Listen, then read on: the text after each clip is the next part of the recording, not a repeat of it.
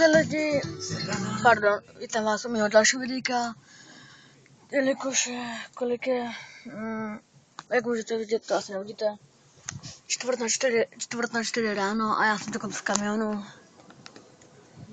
a stojím zrovna na pumpě.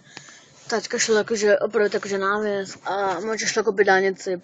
Ty pro ty, co to nevědějí, ne dálnici jako dálnici, ale dálnici jakože papír, kdyby nás náhodou chytli fízlové, tak aby jakože viděli, že prostě můžeme potom jezdit, že to máme zaplacené.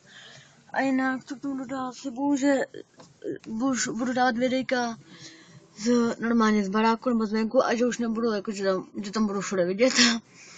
A jinak, co jsem k tomu chtěl ještě dodat, jinak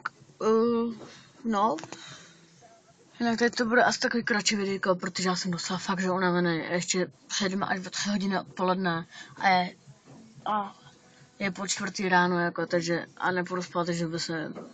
No jinak to by bylo k tomu videjku asi všechno, protože mě bolí oči všechno, já jsem dokonce ještě upravila notebook, že jsem to stopil, protože tady šel tačka, tak aby je to jako neměl keci nebo tak.